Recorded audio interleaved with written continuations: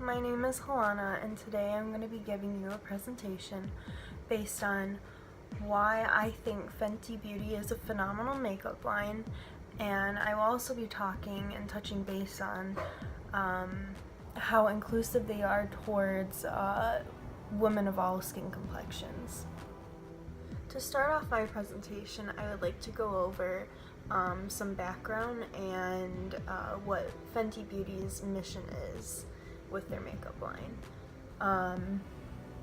Fenty Beauty was founded by famous music artist Rihanna, and she released this product September 2017, and Fenty Beauty on their website, it said, Rihanna created Fenty Beauty so that women everywhere could be included.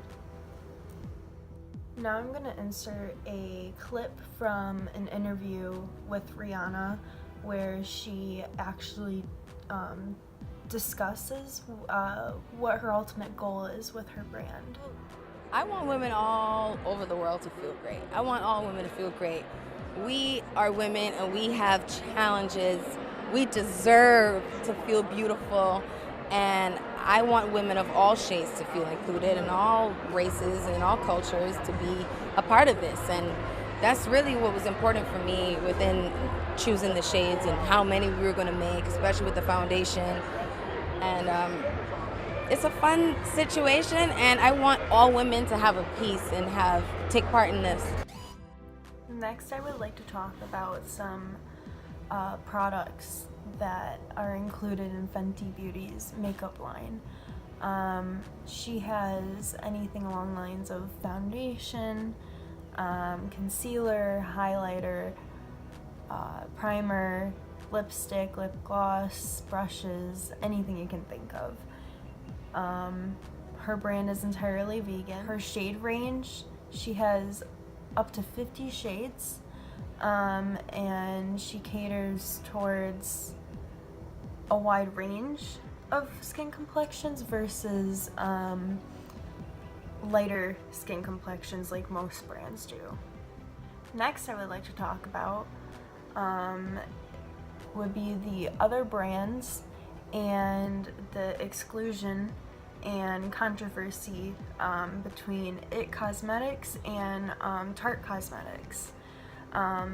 IT Cosmetics released a concealer, and the controversy behind it was they only catered to mostly white skin complexions, and it was evident because there were only 12 shades, and only 3 of those 12 shades were meant for people with a darker skin complexion. Tarte, it was the same thing. They, again, mostly targeted lighter skin complexions and just completely disregarded anyone of a darker skin complexion. Next, I would like to lead on to some statistics based on what makeup line has the widest range of shades.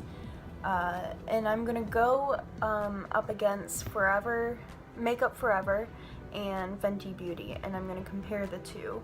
I had found a website called The Pudding, and they explain how they were able to discover which brand had the widest selection, and they described it as by extracting the lightness value of the color swatches on each brand's website, they can get a better idea of whether their shades are evenly distributed or not, which is pretty cool. By comparing the number of shades the two brands offer in each lightness range, you will find that Fenty's Pro Filter Foundation evenly supports a greater range of skin tones, excelling on both the darkest and lightest ends of the spectrum.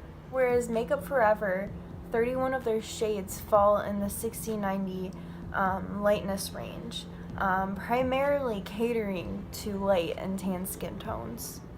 Now I would like to insert a video that basically goes over like how the beauty industry has been over the past several decades, and the reasoning behind why we are still struggling to produce a makeup for people with a darker complexion. Over the past few years, mainstream beauty companies have been making an effort to be more inclusive, but why is it taking them so long to get it right? When it comes to beauty, they're usually based on very narrow ideas of what constitutes beautiful. And even if there are a wider range of women who are demanding products, a wider range of consumers who want to see themselves reflected and are willing to pay money to get these products, many brands are unwilling to cater to them in fears that it will damage their brand, in fears that it will make their brand less glamorous, less beautiful if it's attached to Black women, if it's attached to darker skinned women. The beauty industry has a long history of catering to a very specific type of person.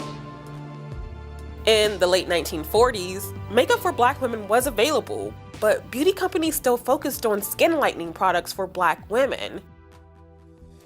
We begin to see, really in the 1970s, an attempt to begin to show a wider range of beauty when it comes to makeup products. It's when the cultural movement Black is Beautiful began to rise as a celebration of Blackness in the African American community. Robert Williams, a leading figure in American psychology, wrote, "The Black is Beautiful movement and the all-out effort to instill racial pride in Black people have done much to neutralize and offset much of the damaging effects of oppression from being Black." The movement was not only a response to colorism in the Black community, but also the prevalent racism in wider American culture.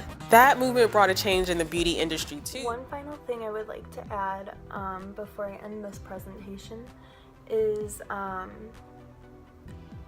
there is an article by Time magazine that discusses Fenty Beauty in the business and stuff like that, because it earned a spot as 2018 Most Genius Company. Time noted that even though there are some brands such as MAC or Makeup for Forever that have already produced a wide range of shades, Fenty was able to produce more than just a foundation shade for Black women or women who have a darker complexion, and such as like her highlighter, for instance. It's specifically meant for women who have a darker skin tone, and I just find it really interesting that she tries to make her brand more diverse with each individual product. And that is the end of my presentation. Thank you very much for watching.